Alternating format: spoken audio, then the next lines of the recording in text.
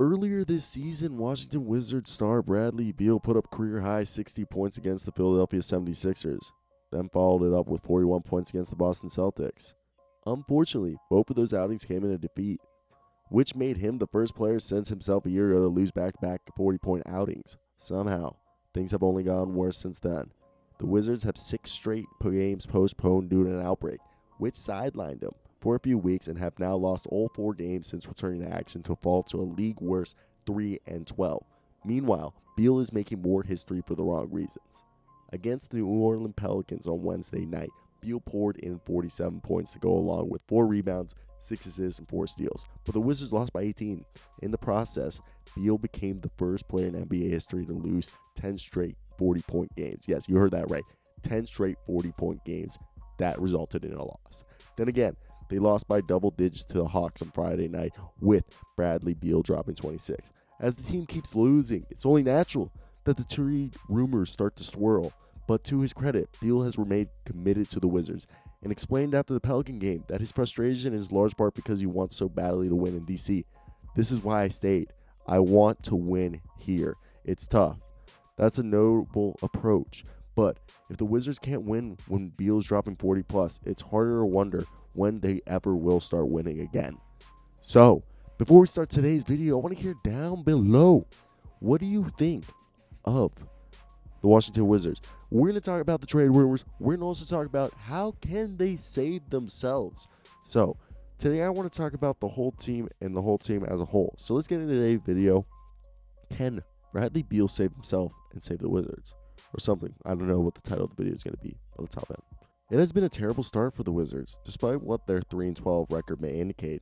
As a team, they've averaged 114.7 points per game, good for 5th in the NBA. They're also top 10 in team field goal percentage, 3-point field goal percentage, and free throw attempts per game. Likewise, Beal has gotten off to a fantastic start. Through 12 games, his 3.7 points per game leads the entire NBA. Beal so far has averaged 5 more points per game than he did last year. He's doing so more efficiently as he shot 48.9% from the field, 38.6% from 3, and 87.2% from the free throw line. Also leading the league in field goal attempts, Beal's on his way to another career year and his 3rd All-Star appearance. Roy Hachimura and Denny Avita have been inconsistent, but both have flashed early on and shown some serious promise as future Wizards. Hachimura has scored the ball more efficiently, is 4th on the team in scoring, averaging 13 points per game. His energy and passion have never been doubted, but his basketball IQ has sometimes been questioned. While he still has room to improve here, he turns the ball over far less and has taken far more high percentage shots this season. While Denny Avita has had some rookie moments, he has struggled on defense. He's done nothing but bring energy and compete on that end of the floor. On offense, he's been better than expected this early in his career. He's posted strong shooting numbers and recently posted his first 20-point game. Though, when reading a scouting report about Denny Avita, he appears best suited to be a point forward role where he'd be given the on-ball opportunities to be a playmaker from the elbow, and the Wizards seem like a destination where this could take shape. Denny Avita, operating as a secondary playmaker and ball handler, would help alleviate some of the pressure from Bradley Beal and Russell Westbrook, as well as inject some life into the Wizards' stagnant pick-and-roll dependent offense. Though Coach Brooks has had other things in his mind so far for Denny Avita, I think he's being criminally misused. He is such a good player. He is not being used correctly. He's a guy who should be the secondary ball handler, should be shooting like 5 to 6 threes a game, 7 threes a game, should be tacking the rim, and he's just being criminally underused. He's a guy who needs to be shooting corner threes or high percentage shots for either shooting inside or outside, and he has so good. I have to make a whole video on it, but he is by far one of my favorite players. Washington may have also lucked out with two-way player Garrison Matthews. The second-year guard out of Lipscomb has only played four games, I think it is right now, but he's given solid minutes and looks like a potential sharpshooter off the bench. In their game against Miami Heat, Matthews finished with 22 points and went 4 for 7 from the three-point line. Defensively, he may not be the most gifted athletically, but like Avita, he brings so much energy on that court and has given the Wizards solid minutes. Expect him to see his role growing forward. What isn't working? Defense. Plain and simple. Defense has been a disaster. The Wizards' defense is the worst in the NBA as they've given up 121 points per game so far. They're so bad in defense. In fact, the Wizards have managed to lose games in which way they've scored 120, 124, 130, 136 in those games and still got outscored by the other team. Beal said it best when asked about the Wizards' defense. We can't guard a parked car. It's hard to see the Washington Wizards improving unless they commit as a team to getting more stops. And in order to do that, they need to stop other teams from driving so easily. Opponents are getting to the basket and getting point-blank shots too easily. Another way they can improve their defense is to stop fouling, as they let opponents get to the free throw line a league-high 29 times per game. It's still early, but at this point, you have to say that the Washington Wizards Westbrook experiment isn't working either. It's weird to say that Westbrook has averaged a near triple-double, but it's true. Like, it doesn't matter. It's not, like, working. And defensively, Westbrook has played hard, but more often than not, he goes for gamble plays and puts the rest of the defense at a disadvantage.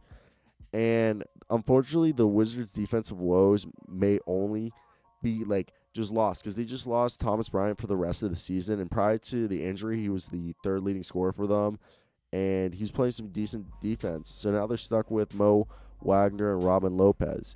And I think Scott Brooks needs to be fired. And obviously the best way, I think that's how you got to kick off the rebuild right there. I don't think they should trade Bradley Beal. If they do trade Bradley Beal, these are the trades that would happen. So let's talk about these trades. The big one, of course, is Bradley Beal to the Philadelphia 76ers. I think the best way would have to be like a 3-team trade. Basically, 76ers get Bradley Beal. The Wizards would get Danny Green, Tyrese Maxey, Shake Milton, Matthias Thybulle. Philadelphia's 2021 first-round pick. New York's 2021 second-round pick via Philadelphia. Philadelphia's 2023 first. Just a bunch of first-round picks. I'm not going to list this. Then you would have Charlotte come in there and throw in Vince Poirier just to make it work. I see that because maybe they're done with Ben Simmons. He's a great defensive player, but he's kind of capped out, and maybe this would help him save his own career and give him a chance to rebuild around that. I don't think it's the best option. The next one would be the Raptors. The Raptors would actually really like this. I think the Raptors would get Bradley Beal and Mo Wagner to make this deal work, and you could do a deal. If you don't want Fred VanVleet in there, the deal, if you throw Kyle Lowry in there, it's going to be a lot bigger. Like, you're going to have to give up more. But Fred VanVleet and I think OG Anunoby and some first-round picks and a couple of swaps, would just be fine. But if they want something more, that's where it gets tough, Like, I think Bradley Beal would be worth, like, Terrence Davis, maybe Boucher. Like, you got to give up some stuff. Then you got the Pelicans who could be interested. Maybe use, like, Josh Hart, Lonzo, Jackson Hayes, in some first-round picks for Bradley Beal. You could also say the Warriors could use the Minnesota first-round pick, maybe send over Draymond Green to match the salary, then a bunch of young guys. Imagine Beal, Klay Thompson, Wiggins. I think they could keep Wiggins and get this deal done. I don't think they're going to give up Wiggins, if I'm going to be honest. If I'm them, I wouldn't give up Wiggins. So that's just me. And I think I have some good sense in me, That's like the worst argument to have for anyone. Yeah, I think I got good sense, so you should listen to me. But I think honestly that's the best way to do it. But yeah, so that's pretty much it for me today, guys. Bradley Beal, can he save it? Yeah, then here's fire Scott Brooks and build from the ground up. I think the best way to do it is Bradley Beal at the point. I would love Bradley Beal. Now, Bradley Beal shouldn't be at the point. Don't get rid of Bradley Beal. Do not get rid of Bradley Beal. I think the best way to go about it is Denny Vita needs to be the small forward, the power forward position. The Thomas Bryant. Actually, the Jackson Hayes idea gets me so stoked because Jackson Hayes, Rui Hachimura, Danny Avdia. I really like Jackson Hayes on this team already. Just thinking about it, that'd be fun. It'd be a fun team. I don't know, man. I don't know. I'm like sitting right here, fucking around. I think this is the video, guys. Have a good one.